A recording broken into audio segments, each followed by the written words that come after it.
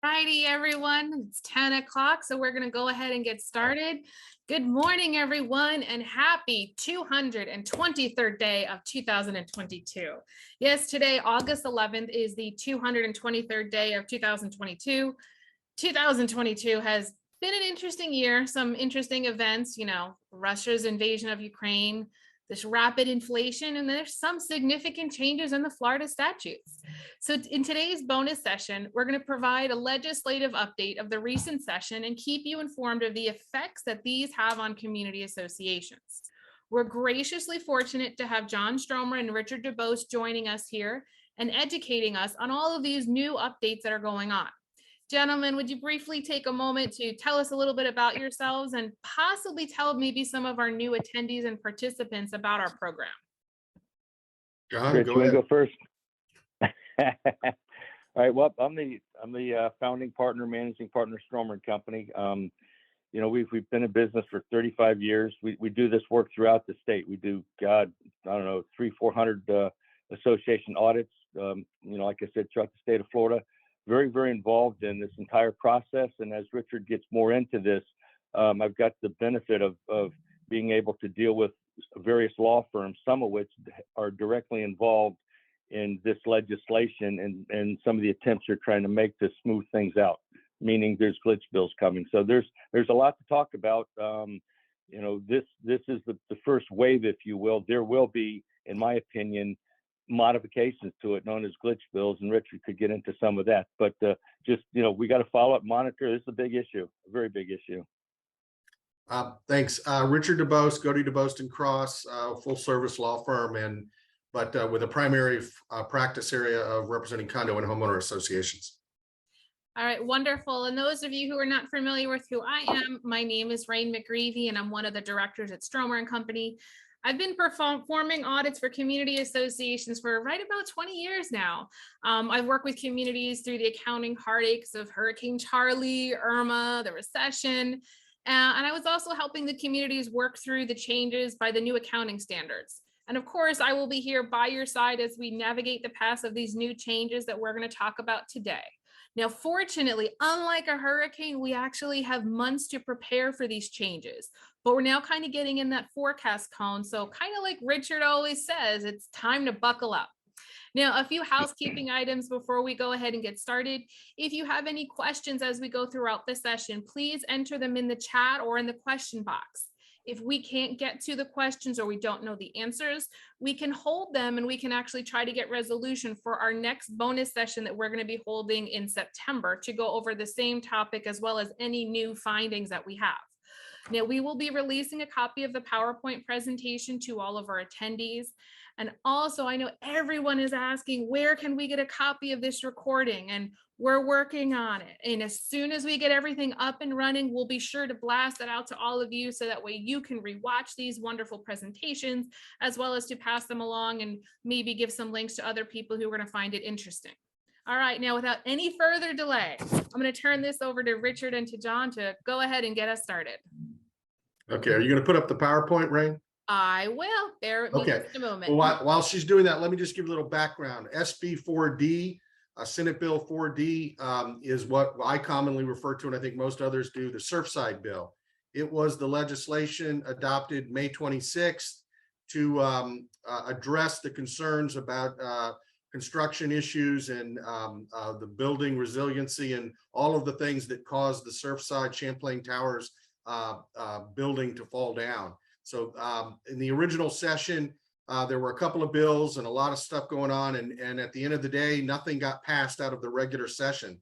So the governor called several special sessions, the last one being in May. And it was actually designed to cover insurance issues, but there was a lot of grief from the general public that you didn't do anything to address the construction issues and the building issues of Surfside. So they put together this bill and it kind of got pushed through pretty quick. Not much debate on it, not much analysis. And on May 26th, it became law. It's kind of one of those things that we have to pass the bill to know what's in it. It was kind of one of those things, because once we started taking a look at it, there are a lot of questions, and we're not here today to tell you we can answer every question. but we can answer some of them more than we could a month ago when we gave this seminar. Yeah. So with that, John, you have any comments on this? Yeah, that's a good point. And again, just with my travels throughout the state, I can tell you there's a lot of law firms, lawyers that are involved in this process. They're just not happy with the legislature. They think it was a knee-jerk reaction. It was a political overplay. It just happened too damn fast. I mean, it should not, in my opinion, gone this fast, this quick. There was no due diligence, the lack of study. So even the stuff we talked about today, and my understanding is you got the Reptile group, other groups that are working right now to try to polish this thing up, make more sense, you know, and I'll get into this later. There's parts of this that just aren't practical, you know, it'll Right. put the condo business out of business.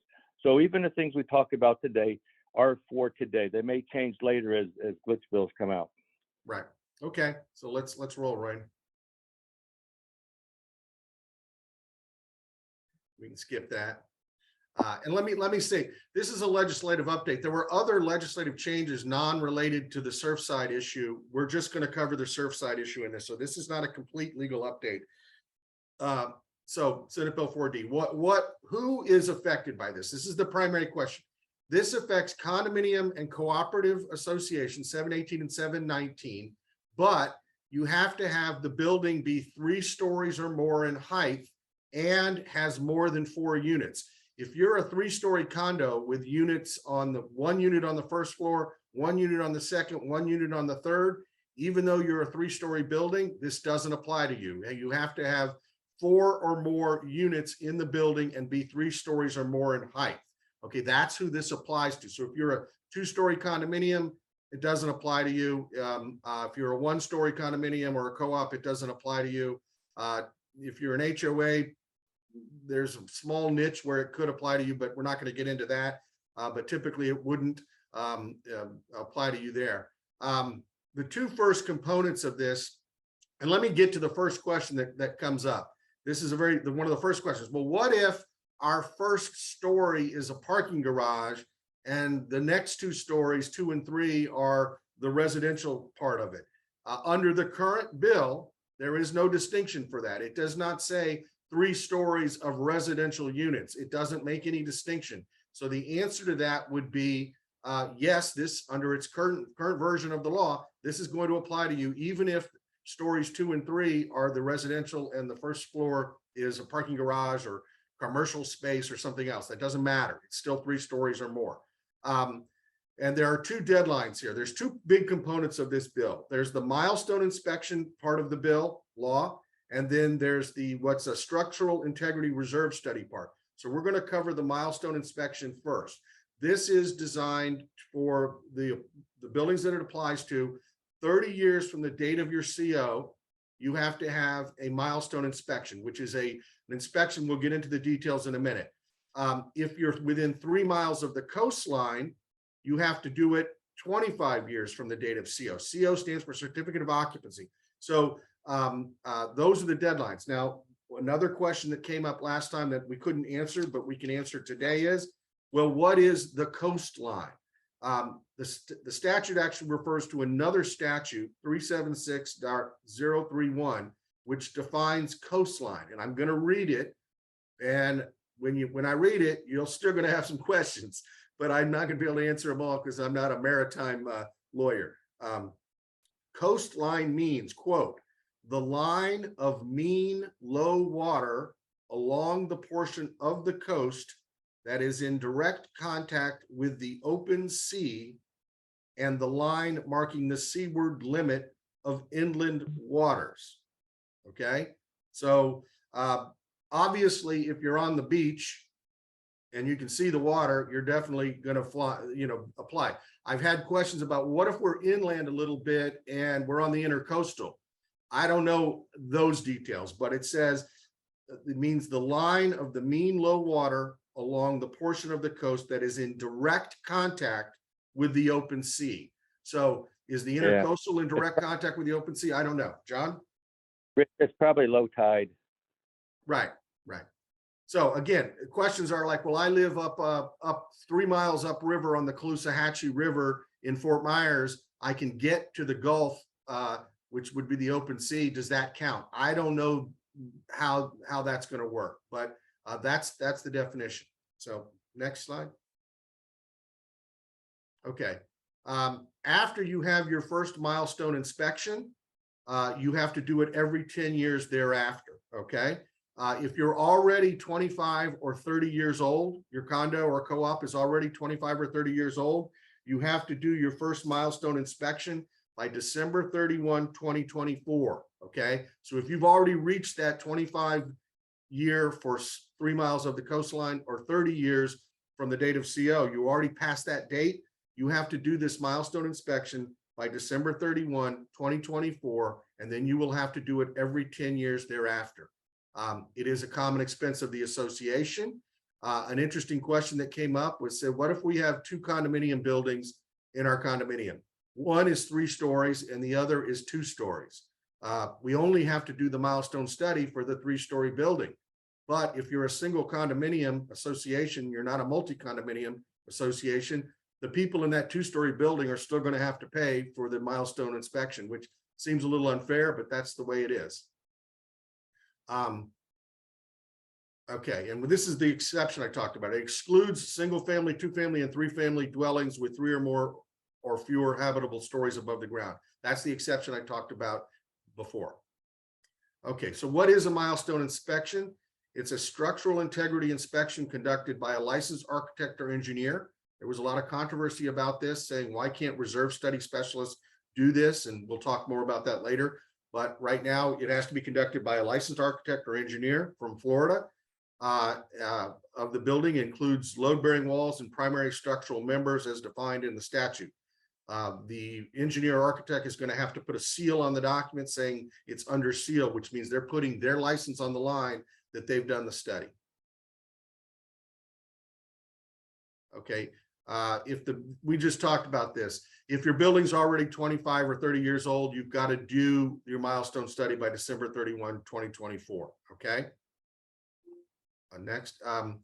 Will the association be notified it needs a milestone study? Yes, the statute says that the local building enforcement agencies must provide written notice that an inspection is required by certified mail or return receipt requested. And then within 180 days after receiving the notice, you must complete phase 1, which we'll get into. My opinion is don't, and I know local building agencies are putting together, finding out what buildings are in this window of 3 stories or more, and they're getting ready to send out notices and things. I don't recommend you wait till you get the mail to do it. If you know, and you should talk to your legal counsel, if you know you are in line to have to do the milestone study by December 31, 2024, don't sit back and wait for the letter to come in the mail from the government agency, which probably will be late and misdirected and you'll never get it. And I don't think you can say, well, we never got the notice, so we never did the study. I would not take that track. I would be proactive and, line up the engineers now if you know that, this deadline is something you got to keep notice of. So there's 2 parts of the milestone study. There's phase 1 and phase 2. Phase 1 of the milestone study is a visual inspection. There's no destructive testing. There's no digging in the ground. There's none of that. The architect or engineer will visually examine the building and basically look for signs of substantial structural deterioration to the building components. Okay. So they're going to make a visual inspection of the building. That's phase 1. Okay. So what is considered substantial structural deterioration? Means structural distress that negatively affects a building's general structural integrity. This would be cracks in your slab, certain things. It doesn't include surface imperfections or cracks or distortion, sagging, deflections, misalignment. So just because your building might look, have some surface cracks doesn't mean, oh my God, it's going to fall down. The engineer is going to look at that and determine, is that a surface crack or is it something that's going to require additional inspection? So what happens if on the visual inspection, they say you get an F, you failed the visual inspection? Then by law, the engineer or architect has to move to phase 2 of the milestone inspection. Phase 2 is completely at the discretion of the inspector. meaning if they decide you need a phase 2, you can't say, no, don't do phase 2. It's up to them. And I can tell you, and I'm sure John can attest to some of this, you know, those of us in the CPA world, in the legal world, and the engineering world, and the architect world that have licenses, they're going to be pretty conservative on this. I don't think there's going to be, well, it might need a phase 2. We won't go to phase 2. I don't think you're going to be able to talk your engineer out of this. They're going to go to phase 2, because if they fail to do that and say that under phase 1, everything's fine, and there's a problem later, they're going to be in trouble. So Rich, this is increasing any professional that is involved in condos. It's going to increase their liability and risk and compliance issues. Even the CAMs, the managers, they have to apply or comply with it. If they don't, they can have issues. Are they negligent? How bad? You know, the board of directors, you've got everybody involved in this mix. And for architects and engineers, think about the cost of business. Their premiums are going to go up. The risk is going to go up. It's going to be more expensive for associations with their budgets to comply with all this stuff. You know, it's a game changer. Oh yeah, yeah.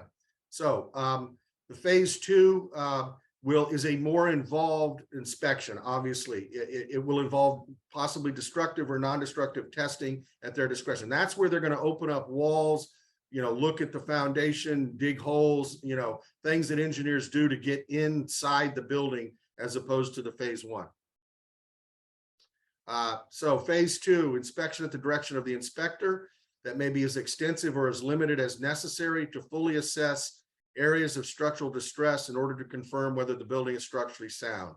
And they will also, once they go to phase 2 and they determine there is structural distress, their report is going to indicate what is necessary to alleviate the problem, how to fix the problem. So if you're moving into a phase 2, as John mentioned, you're going to be moving into a lot of money, because that's going to say, I found problems and you have to fix the problem. So that's where this could get very expensive. And frankly, the point is, you need to know if your building's structurally sound, and if it's not, you need to fix it or take another tact.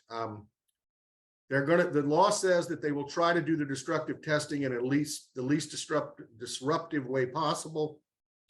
So that doesn't mean they're going to go into every unit, but they may be going into some units in certain areas of the building. So, that's just the reality of what a phase 2 is going to be. What if the repairs are required? The Board of County Commissioners for the local county may adopt an ordinance requiring a schedule of repairs. So we'll see how they're going to do about that. The repairs by law, though, once they are determined you need to make the repairs, the law says that no later than 360 days after receiving the report, which is the phase 2 report, you're going to have to begin the repairs. So you're not going to be able to push those repairs off, which is, frankly, exactly what led to Surfside. They knew they had a problem. They had years of knowing they had a problem. And because the board, and I'm not here to place blame, but the political will and the people that didn't want to pay the cost of having to do this allowed the board to continue to kick the can down the road, and worst case scenario, the building collapsed. So that's exactly what this is designed to do. Once you're on notice of the problem, you are not going to be able to kick the can down the road and say, we'll do it next year or 3 years from now. If you fail to submit proof to the local enforcement agency that the repairs have been scheduled or commenced within the required time frame, the local agency can come in and say, okay, you haven't started the repairs. We're declaring the building basically unsafe and make everybody move out. So again, very important that you start the repairs when you're on notice of them. Okay. The milestone inspection report is going to have a seal of the licensed architect. That's where or engineer, that's where their license becomes subject to being dinged if they don't do it right. Indicate the manner of inspection, informing the basis for the inspection, and identify any problems. We've kind of really already talked about that. So next. Okay. I think we got it. So move to the next slide. There we go. Once the association receives the report, it must distribute it to each owner, regardless of the findings. So no burying the report under the rug and not letting owners know. Once you get it, you got to let everybody know what's in it, good, bad, or ugly. So you're not gonna be able to hide the results. It has to be delivered by US mail or personal delivery, contain a summary provided by the inspector that is posted on a conspicuous place on the property. So in addition to sending it out, you also must post a summary of it, and you must post the full report on your website if you're required to maintain a website. And right now that's any condominium with 150 or more units. So again, you're not going to, and I can tell you, and John, you may have some experience with this. I'm already getting indications from our clients that people that are looking to refinance their mortgage on their condo or cooperative unit, or are looking to purchase, the banks and the insurance companies are asking for, they know the milestone report isn't already, prepared, but when they are prepared, they're going to be asking for it. And now what I found is they're asking for meeting minutes from, like, let's say 5 years, because they're looking in those meeting minutes to see if your board has been discussing a structural integrity problem.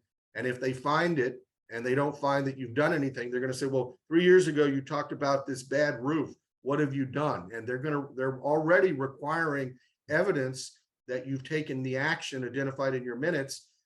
So again, once these reports become available, they're going to ask for these reports, and they're going to want to see them. Yeah, and it goes beyond that, Rich. When people really realize what this is doing, this bill is going to do, it is going to have a profound effect on the condo market, a negative effect. And so if I'm in a condo, and I'm not suggesting anything, but hypothetically, if I'm in a condo that's more than three floors, is it time to sell? If it's going to take $80 million to rebuild the condo, and I got 100 unit owners, does that mean each unit owner has to fund $8 million for these reserves? It's economically not practical. You think about what it's going to do to the resale market. If I'm a lender, you think I'm going to let you refinance, so when you go under, I eat it?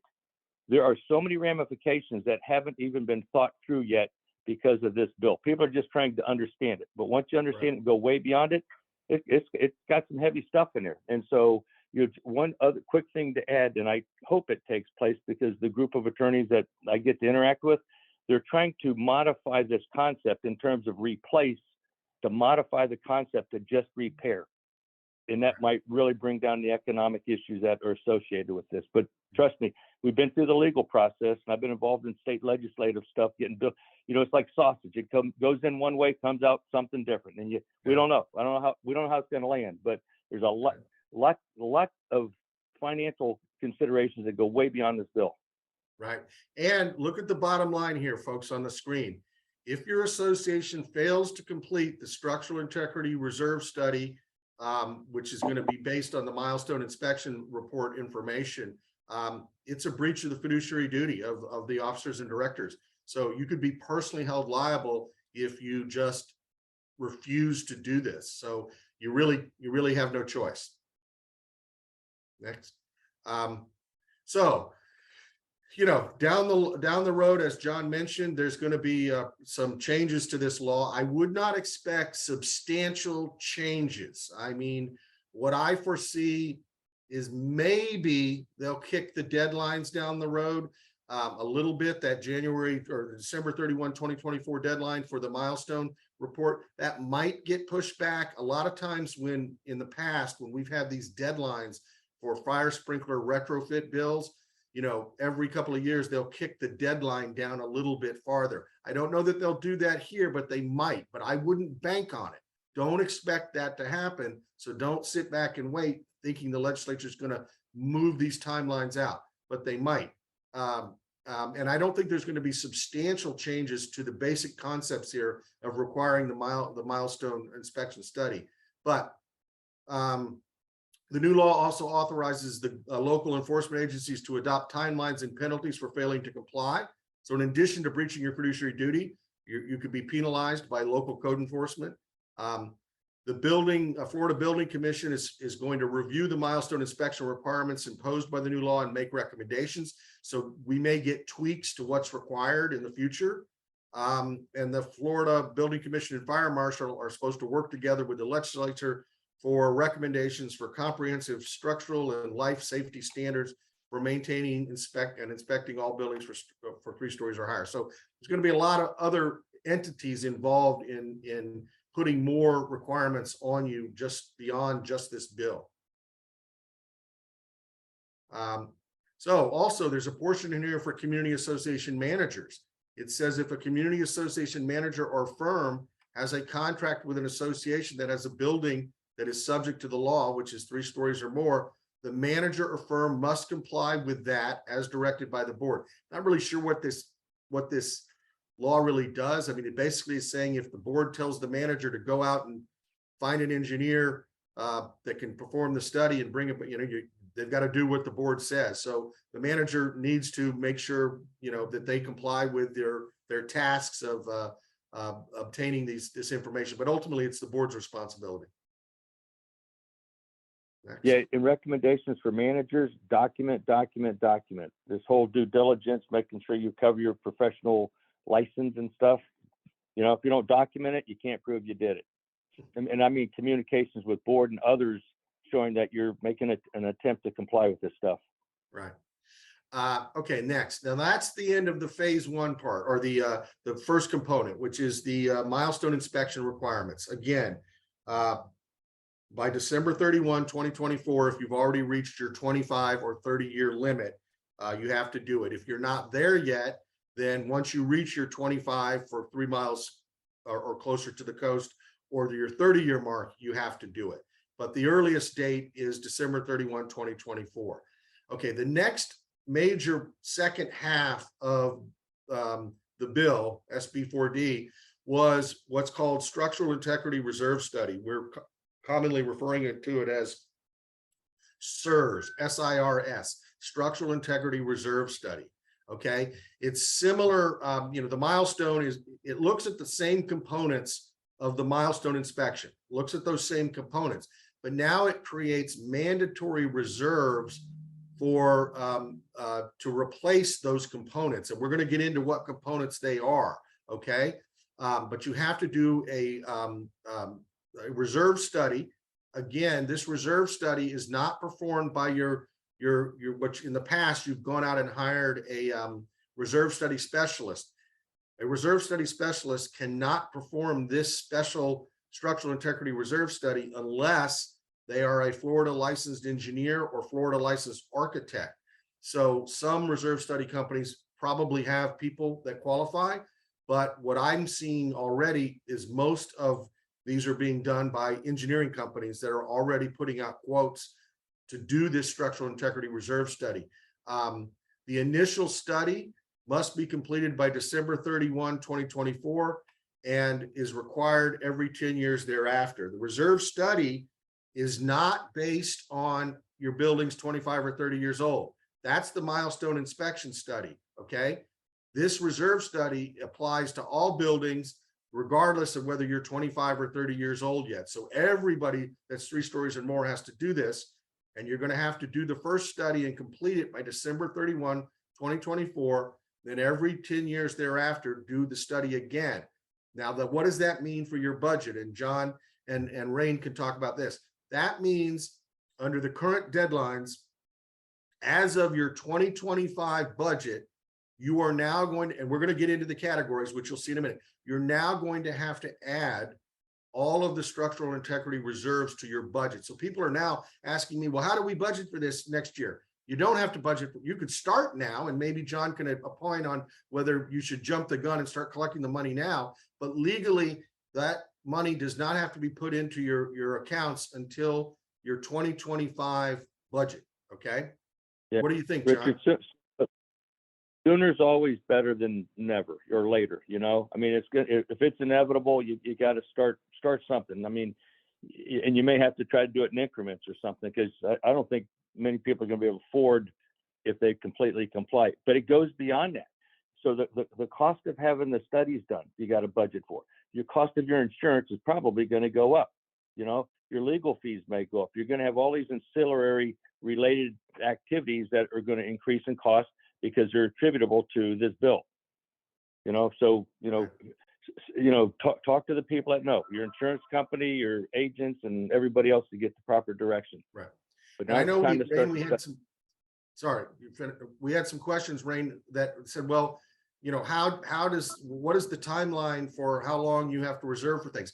The structural integrity reserve study adds components to your reserve requirements, but the way you determine how much you reserve is exactly the way you've been doing it all along. Rain or John, why don't you explain how you take the expected life, divide it by the expected cost. You calculate these reserves exactly the same way as you calculate your reserves you've been doing all along. Yeah, and we'd be specifically talking about the straight line method. And Rain, do you want to jump into this a little bit, or you want me to run through it? Sure. I'll give a really simple example of how the straight line calculations work. So what you're going to be required to do is you're going to be required to determine your components, determine the estimated useful life, the estimated remaining useful life, as well as the estimated cost. So I'll just try to give a really simple example. So let's just say you went ahead and you got a new roof estimate. It's going to cost $100,000.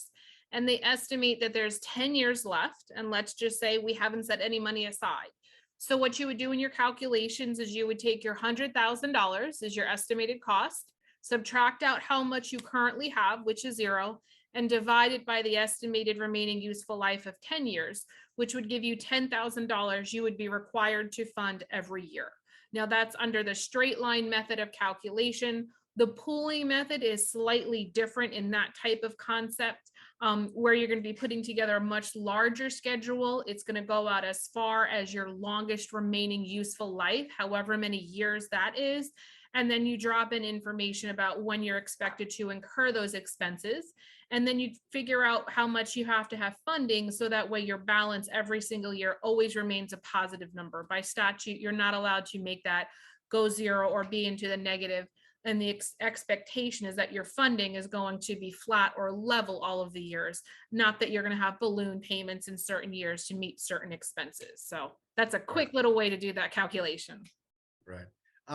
One of the questions that comes up is under normal reserves, you're allowed, Rain mentioned the pooling method of reserves, which means you can take the individual components, put them into a single pool of money, and use that money for any of the components in the pool. So the question is, for structural integrity reserves, which are different than your already statutorily required reserves, will you be able to pool those reserves?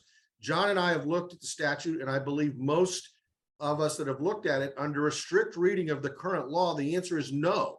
You're not going to be able to pool structural integrity reserves. However, that may be something that will be changing in the glitch bill, because the testimony of Senator Perez, who was the primary drafter of this bill, testified at one of the committee hearings that his intent was to allow structural integrity reserves to be pooled.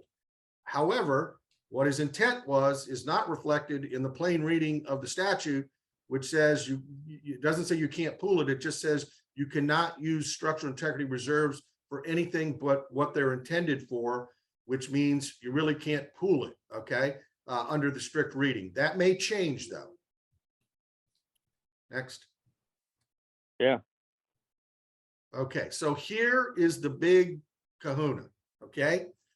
Right now, in condominiums and co-ops of any size, you have to reserve, and this has been the law since about 1992, you have to reserve for painting, paving, roofing, and any capital item that costs $10,000 or more to replace, such as a elevator, okay? That's been the law for 30 years, 28 years, whatever, okay?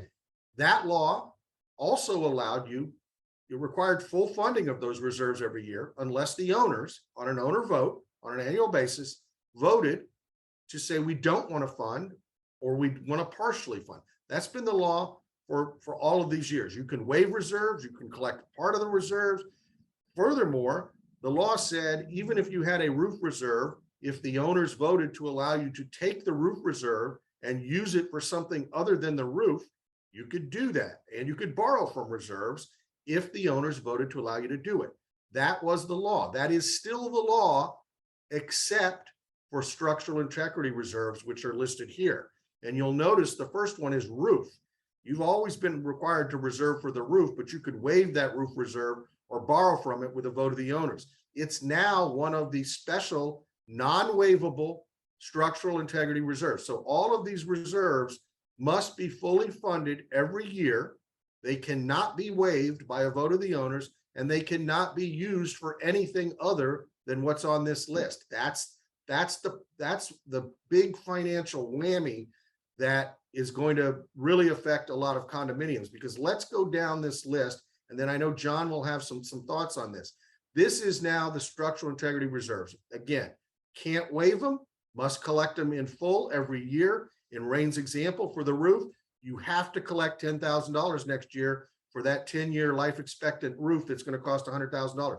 You will not be able to say, we'll just collect 5 and we'll collect 15 the next year to catch back up. You're not going to be able to do that, okay? So the new structural integrity reserves are roof, load-bearing walls or other primary structural members.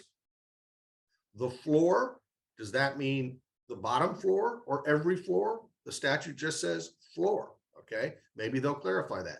The foundation of the building, which is interesting because typically you can't even insure for the foundation, because if the foundation is gone, the building is gone, and the foundation is expected to last for the entire expected life of the whole building before it's time to tear it down. But right now, foundation is in there. Fireproofing and fire protection systems.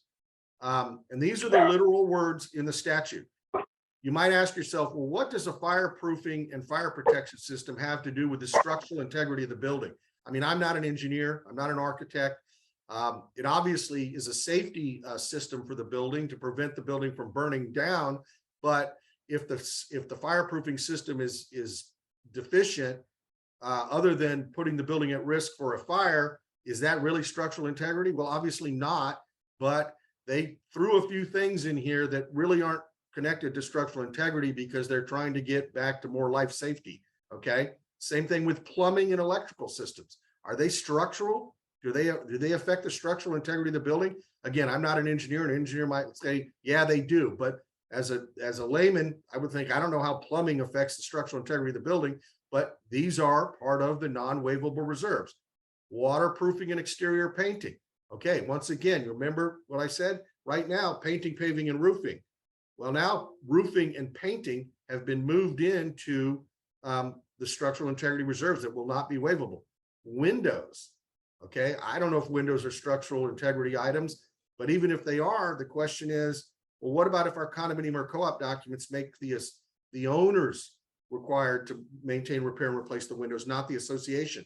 Why are we reserving for them? Right now, the answer is because the law says you have to. Will that be changed in the glitch bill next year? Maybe. I know it's on the table. People are looking at it. The final one, and then I'm going to let John tell you how he thinks you can pay for all this. The final one is any other item that has a deferred maintenance expense or replacement cost that exceeds $10,000. That's basically in the current law.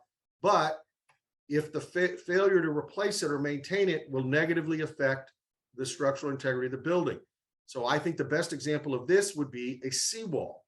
A seawall is not part of the building, but I know that if it's relatively close to the building, if the seawall fails, that can affect the structural integrity of the building. So that may be an item you're going to have to do. Remember, these are non-waivable, must be collected every year. When you really look at this, effectively, this is reserving to replace the entire building, including from the foundation up. This is where the financial issues could get really, really tough. John, what do you think? Well, yeah, that's exactly right, because they list out the 9, but anything that exceeds $10,000, that's the catch-all. And I'll tell you something very, very interesting that Rain can even attest to, that, you know, we've been on the FICPA state committee for like 30 years. We had some of the best arguments with this because I maintained to the rest of the members of my state committee, there wasn't a condominium in Florida that was in compliance with the Florida statutes. Okay, roof, painting, pavement, but everybody forgot about the 10 grand. So now it has teeth. You can't forget about it anymore. So how are you going to pay for it? I'm telling you, the cost of living in a condominium it's going up. How much? Who knows? You don't have a choice. You're going to have to budget for all these related costs to do the work that leads up to the reserves. And then you got a whole other component of, I got to now start the fundraisers with the reserves. And if this doesn't change, not many people are going to be able to afford the monthly assessments, and that's the bottom line. Not many. Think about what it's going to cost to rebuild a condominium. A lot of money. And now that has to be funded by all the residents on a pro rata basis. Yeah, and So, I've already heard stories from colleagues that older buildings that are 30 or 25 years old already and are, older and maybe closer to the coast and are not, necessarily super high end. There's a market that's emerging now for developers to come in and say, hey, we'll just buy your whole building. We'll tear it down and build a new building. You're going to get your money. You're not going to have to pay for all this stuff. And that's going to be a real business decision. I think some associations are going to face, and they're going to have to talk to their CPAs and their lawyers and the engineers and determine, is it more cost effective to just sell out and leave or not? Yeah, it's happening now. I mean, we're involved in stuff where condos are having to consider whether they terminate it and sell. There's tax ramifications to the individuals, whether it's your primary home, secondary home. Not to get into any of that now because that's beyond this discussion, but if you're thinking about that stuff and you're going to have to consider it, make sure you connect with a good law firm, connect with a good CPA firm, and even with the CPA firm, it's just not the ones that audit condos and HOAs, but there's a whole tax ramifications that you got to know about when you get into your individual taxation. So, okay. I mean, if I'm in a condo right now, I start that analysis now. Right. Next, Ray. Okay. An association that currently exists on or before July 1, 2022 that is controlled by unit owners must have this study done by December 31, 2024. We talked about it in the beginning. It's going to affect your 2025 budget. John, this is an interesting that just popped in my mind. What if your fiscal year is not the calendar year and your budget is like April to, March? How does this weave into that? Does that make any complications? Yeah, I mean, that's why the glitch bills have to come out. You got two different dates to think about, and we have condos that are March, we have some that are June, different fiscal years, different tax return years. So how does that integrate with this? I would probably say that if it has to be completed by 12/31/24, and if you've got a March year end, that means you got to accelerate it. Because even though you're March, you can back that thing up. You have to get done 9 months earlier because it has to be completed by this date. Right. Again, if you fail to complete the study, you're breaching your fiduciary duty, which could put you into personal legal jeopardy. And the Division of Condominiums, Timeshares, and Mobile Homes can file handle complaints and fine you for not performing the study. Well, talk about the cost that was incurred with Surfside. I mean, it was what, $1 billion lawsuit settlement.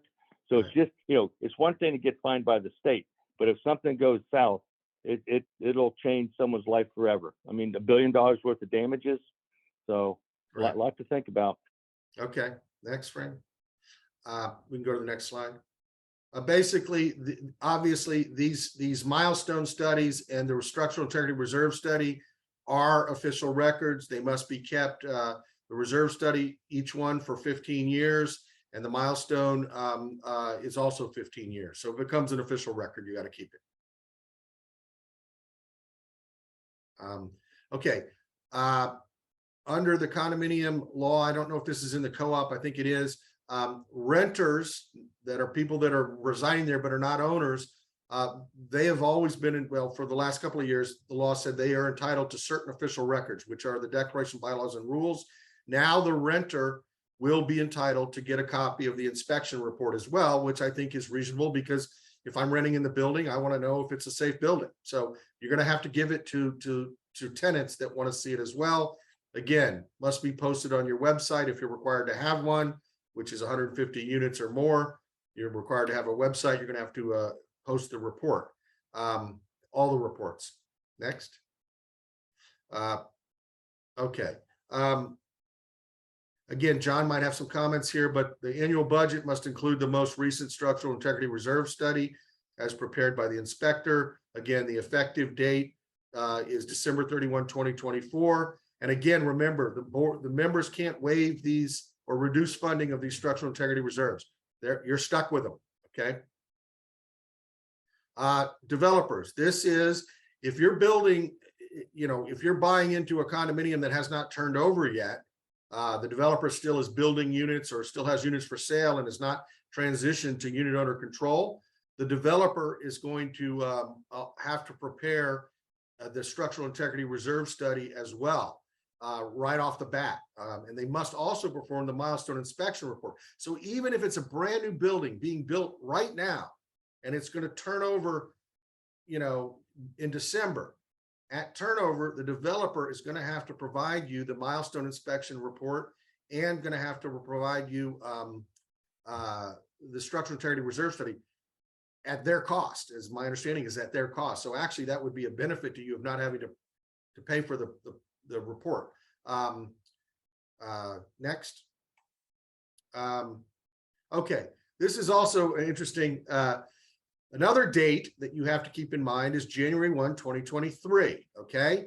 By January 1, 2023, if you are a condominium or cooperative building that falls under this, meaning 3 stories or more in height, you're going to have to provide a report to the DBPR, or the Division of Florida Condominium, Timeshares, and Mobile Homes, a report that will identify the number of buildings in your condominium that are 3 stories or more in height, the total number of units in each building, the address of all such buildings, and the counties in which the buildings, and I see the word buildings is spelled wrong, are located.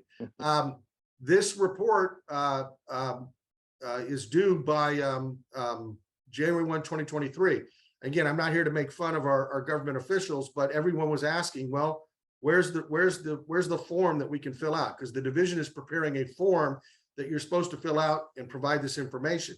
Well, the word that we got through basic channels was this form is not going to be available till October. Okay, so it's taken, since this has been the law of May 26, 2022, and I'm not here to make fun of them, but they can't get a form prepared and put on their website until 6 months after May. I mean, in October, we got to wait for the form. Kind of mystifying to me. Some people have asked, well, can't we put this information together now and just send it up to the division? You can do that. I fear what you're going to find is the division will say, well, that's great, but it's not on our form. It's not in our format. So you're going to have to do it again.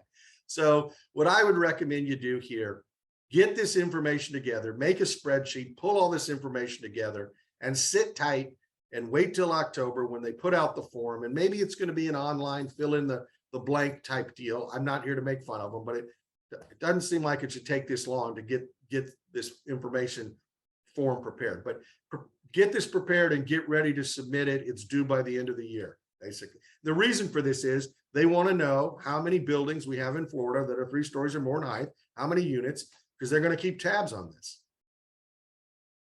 Next.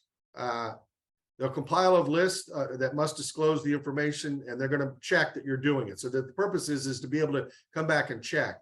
And then you're supposed to update the division within 6 months of any change occurring.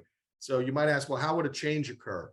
Well, you might currently have a condominium that's under development where you already have 2 buildings that are CO'd and sold out, but the 3rd building hasn't finished yet. So if that would be the situation when that 3rd building, within 6 months of that 3rd building finishing out, you'd have to update your form, is what this says. And that would affect developers building condos. Yeah, basically it's not going to, I mean, they're not like mushrooms that overnight you're going to have a 3-story building you didn't know existed. Okay, so let's ask, we have a lot of questions. Rain, you can filter what new questions are old or whatever you think is the most relevant. Yep. So I'm probably going to go ahead and start back from the beginning. And I tried to write down what time we kind of transitioned from the milestone report to the SIRS report. And I like calling it that. So hopefully we're going to address some of the milestone questions. So the first question is, I manage a 19-unit condominium that is all 2 stories with the exception of 1 stack that is 3 stories, but only has 3 units in total. My guess is the rest of this question, she's trying to decipher if they qualify that they would need to have that milestone inspection report. Okay, read it. It's a 19-unit. Are they separate buildings? Do you take that from the 19-unit condominium with 2 stories with the exception of one stack that is 3 stories, but there's only 3 units in that. Well, I would have to see the actual building, but let's assume it's this. Let's assume it's got 2 wings that are 2 stories. I'm just making this up based on what 2 wings that are 2 stories. They come together and attach to another 3-story part. Okay, so it's one building where most of the units are on 1 and 2 floors, but some are in the stack. If it's all connected one building, under the current law, that's a 3-story building. You're going to have to do it. Now, in her example, she said there's only 3 units in this stack, but if it's connected to all these other units, it's still more than 3 units. Now, if it was a separate building with 2 stories, a separate building with 2 stories, and a separate building with 3 stories, but only 3 units, you would not have to do the study because well, let me back up. That's a great question because it doesn't say, I don't think you'd have to do the study if the stack was disconnected and only had 3, but that's an excellent question. I really have to look at the architecture of it to give you a better answer. Okay. Our next question we have, it says, we are 2 inhabitable floors raised off of the ground, not on top of a parking garage. Does this mean we are 3 floors simply because it is raised off the ground? Again, excellent question. I take that to mean like maybe it's not a parking garage you're over, but maybe you're near the coast, so you're built up 2 stories with everything else above it. Again, the statute does not make a distinction of, habitable, uninhabitable, or whatever. Architecturally, is this considered a story if it's just stilts? I don't know. I would say under the reading of the statute, you're probably going to be covered and have to comply. But again, I don't know what the legal definition of a story is. I can tell you this, in the statute, it makes no distinction between a occupiable story or an unoccupied story. So there's no distinction between the two. In your case, it seems like the statute would apply to you.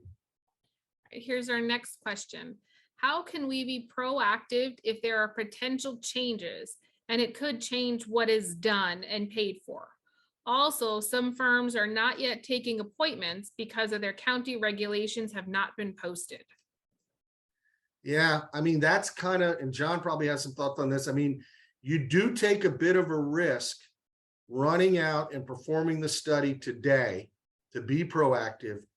And then the glitch bill makes changes that could have made the study less expensive because they remove components, or quite frankly, what if they add components and then you got to go back? What I have advised one client on this to ask their engineer is have a contingency clause or in there that says, okay, you're going to perform the study based on the law today. If the law changes and you have to come back, you'll either do it for a fixed price or you'll do it under the same price or something. On an engineer by engineer basis, you may be able to negotiate something that would give you a little protection. But I think the next legislative session starts in, I thought it was January, February. Next year, it's not. It's March and April. So this by next May, we're going to know what changes were made. So waiting till next May from today, you're still not that far behind the 8 ball as far as the 2024 deadline. So you're going to have to make a business decision. Do you wait to see what happens, or do you go now and maybe have to do more? That's a business decision. All right. We have another, it's kind of a comment, but I'm going to hopefully try to turn it into a question. It's a little complicated. So give it to John then, if it's okay. So it sounds like there's a little bit of like a comment and maybe some confusion or misunderstanding about the deadlines when it comes to the milestone reports.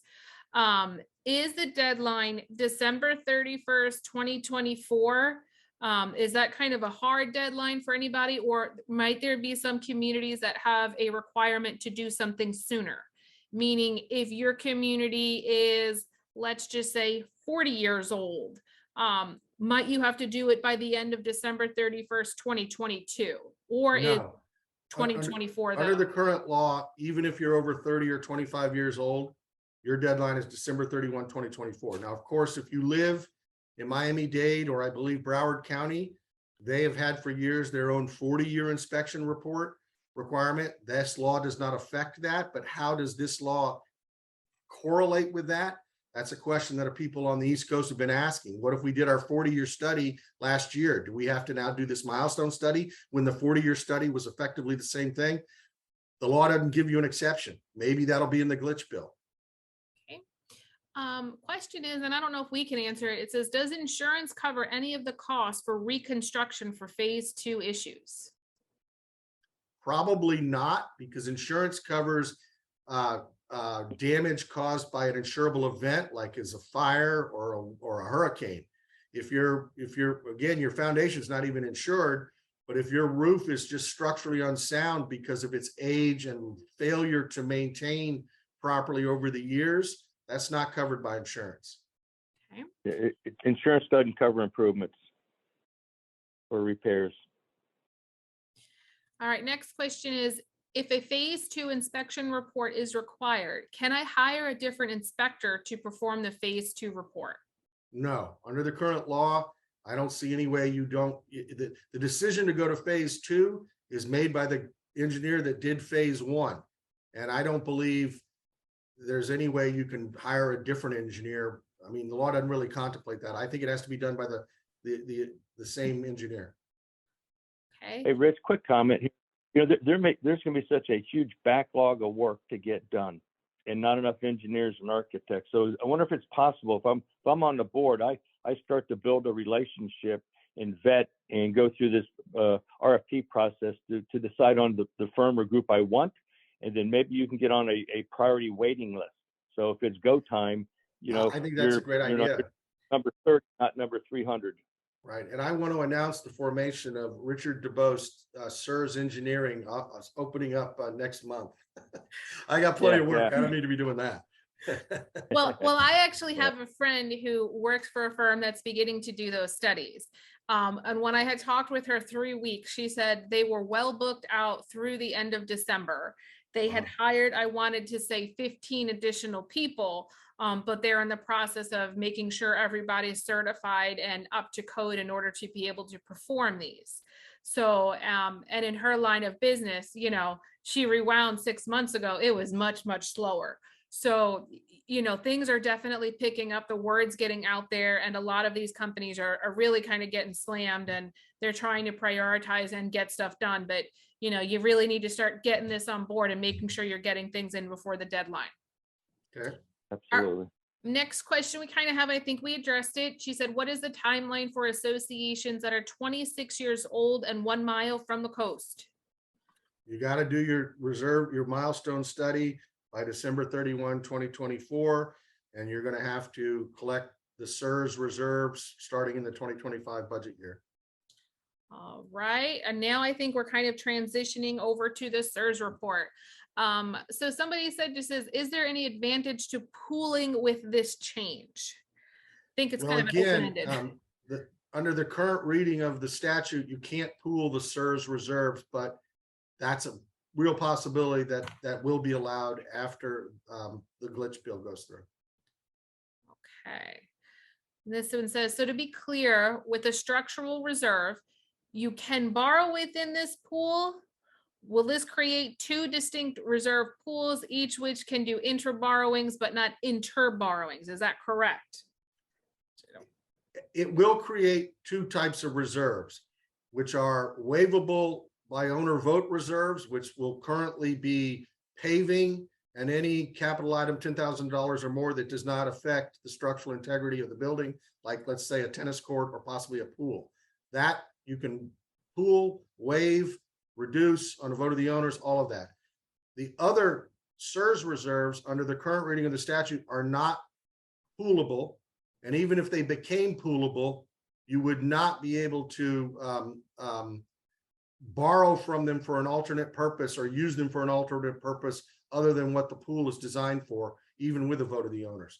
The pooling may become a reality for SIRS, but it won't let you use that money for anything other than what's in the pool, no matter what. Okay. A couple of these I think we already answered. And it said, what if you just completed a SIRS and a milestone in early 22 as a result of Surfside? How far back in time does the existing SIRS and milestone inspection have to apply for December 24? We don't know that answer. Is that correct? I don't know the answer. It's a great question. I think what you're probably going to have to do, and I think part of the statute that I didn't really address was the report my understanding is that this report that the engineers are going to provide is a formatted report produced by the state. So it's going to have to be on a certain format that the state has approved. So will your engineer be able to take the existing report data and move it? Probably. Will there be a cost to it? There might be. That's an excellent question that you need to ask your engineer. Okay. Does the engineer or architect need to be certified by the state of Florida in order to perform a milestone inspection, or do they just need to possess the necessary professional engineering or architectural license? There is no special Florida certification to perform a SIRS report. You have to be a licensed Florida engineer, licensed Florida architect. My understanding from my engineering friends, just because you're an engineer doesn't mean there are subspecialty certifications within the engineering community. Obviously, there's a difference between an environmental engineer and a structural engineer. So it won't be just any engineer. It'll be an engineer that is qualified to do structural analysis, but that's not something special added by this law. That's just the regular engineering rules. Okay, here's a good question. If you currently have pooled reserves, would it make sense to have your SIRS reserves as a separate straight line report? Right now, that's what the law is going to require. Yes. Okay. Mhm. Do you recommend that boards start now to extract from existing pooled reserves the SIRS components such as roof based on a membership vote? Start that process now for the 2023 budget. I don't know if John has some thoughts on that. I mean, I don't think there'd be a problem doing that. Yeah. Well, the only question mark is what's going to happen with the glitch bills. You know, I don't think it's going to change the substance of the components, but it may change, or we'll probably have to change the timing of the funding. Because I mean, look, you know, like my example, you know, how many people can fund $8 million in reserves for their unit? You know, it's more than their unit. So there's changes, but it's a tough one. There's a lot that will still happen. Right. I think the rest that I have here are just some comments. A couple people want some email addresses. You know, and as a reminder, I know everybody really would love to be able to rewatch this session, and we are in the works of getting something together that we can, you know, publish this out so you can rewatch it, but we do not have that information yet. So I think that addresses kind of all the questions that we have from everybody who came in live. Richard, do you maybe want to go through a couple of questions that we had received from last month, just in case there's anything relevant in there? Sure. You sent me the list, but do any of them jump out for you? I have. Hold on. It's just a little hard with doing this thing all at the same time to get my computer to do everything that I want it to do. So let me go in here. Some people had asked, what is the approximate cost for this inspection? I remember at one point I had seen a couple of things where I wanted to say I saw a couple of studies that were saying a couple $1,000s, but that was some early publications of information as it had just come out. As we had talked that there is such a high demand for this, it is almost expected that these costs are probably going to be going up. So you need to be making sure you're keeping on that information. I've seen, for various clients, I've seen a low of about $6,000 and a high of 19. That's what I've seen. I think the market hasn't, you know, shuffled out yet. It'll find a balance, but right now there's a pretty wide margin from what I've seen. Okay, I'm going back through some of the other questions. If anybody else has any more questions that you would like for us to address, we'd be more than happy to. Somebody said that their question wasn't answered. If they want to go ahead and retype that in, my apologies. There's quite a few of just minor little comments that are in here, and I try to get through all of it. Can the SIRS study be performed by a different engineer from the milestone report? I don't know. I don't know. I'd have to read the statute more closely. They are two separate reports. So I think maybe they could. I don't know why you'd want to do that. Maybe, I don't know. I don't know the answer for sure, but I think you could probably do that. Okay. Here's some comment from somebody. They said they had a quote of $25,000 plus 8,000 for the reserve study. Definitely There we things are go. going up. We will be sending out copies of the slides, so everybody will be able to get that later on today or tomorrow. Another comment here, another firm suggested getting a rider on the condominium insurance policy to cover any errors committed by the certified engineer SIRS report.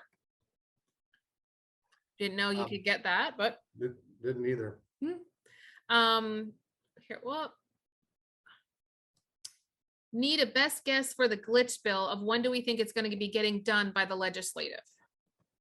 We'll know what's going through it in April or in March and April. I've already seen some committee notes on things they're looking at, which are windows was one of them, pooling of reserves was one of them, mostly clarifications. The condo committee on the Florida bar is really looking at clarification changes, not substantive policy changes.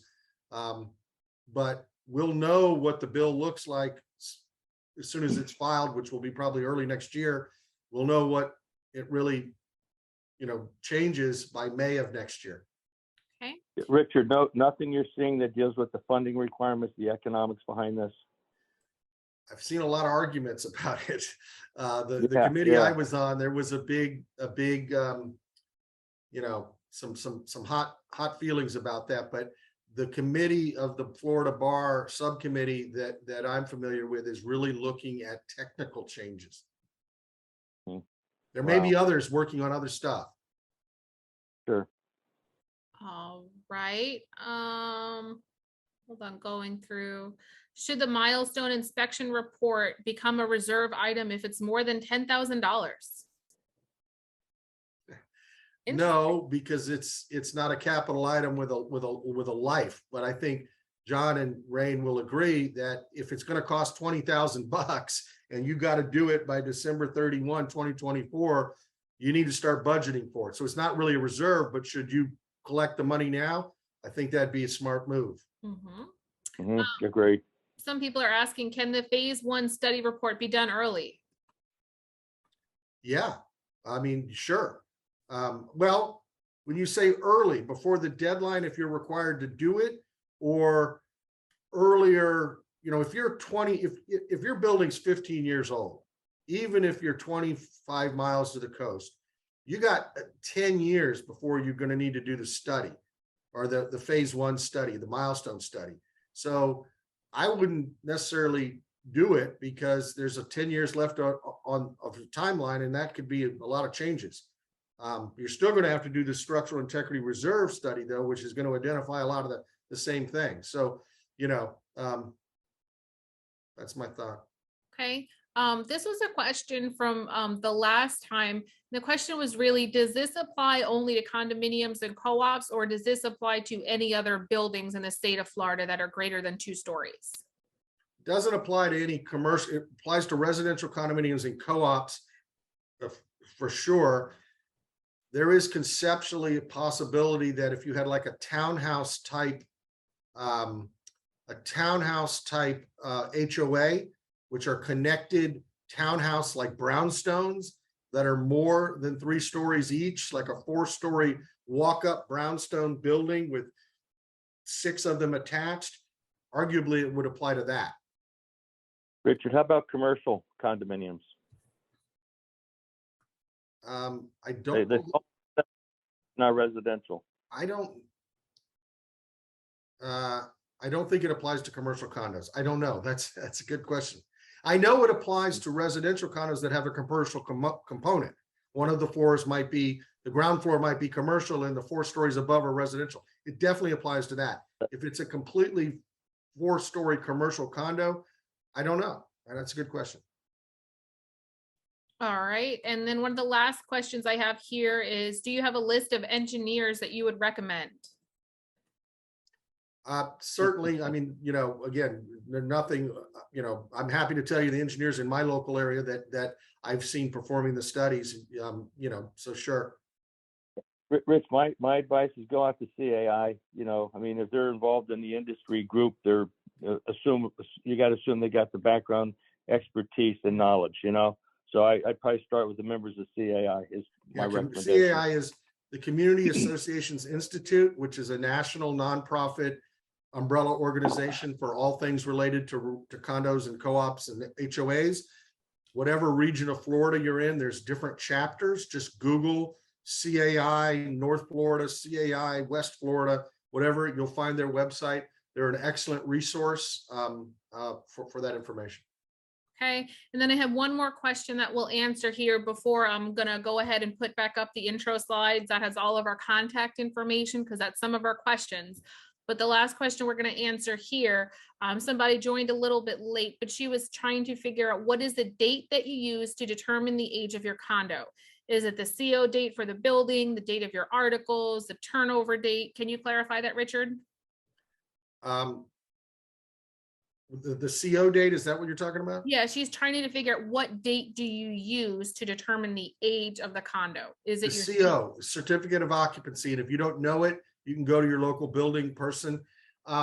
We just got one of the persons is very much involved in this bill. I won't name them, but John knows him well.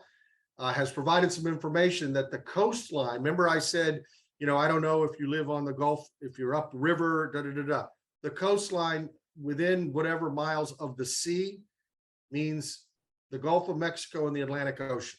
Okay, so you know, I suppose if you live on a river, the St. Johns River, upstream from the Atlantic Ocean, and even though you can get from the St. Johns River to the Atlantic Ocean, if you're 4 miles upstream and you're not 4 miles from the coast, even though you can take your boat to the coast, you would not be within 3 miles of the coastline. So it's 3 miles from according to this person who has some information, you know, some pretty experienced in this area. So I would check with your current counsel, but it appears that the coastline is the Gulf of Mexico and the Atlantic Ocean. So how does that comply with what we said here? We said coastline means the low water along the portion of the coast that is in direct contact with the open sea. And the coast is the Gulf of Mexico and the Atlantic Ocean. So again, you should check with your own counsel on that, but that's what it appears to be. Thank you for that input from all right, wonderful. Well, I think that's everything that we have. We really thank you all for joining us and sticking with us. I'm going to go ahead and put the intro slides on there, which has all of our contact information. But like we said throughout this presentation, we will go ahead and send out a copy of this PowerPoint presentation to all of our attendees. And we wish you all a happy and safe August. Thank you. Yeah, Bye-bye. thank you so much. All right, bye-bye.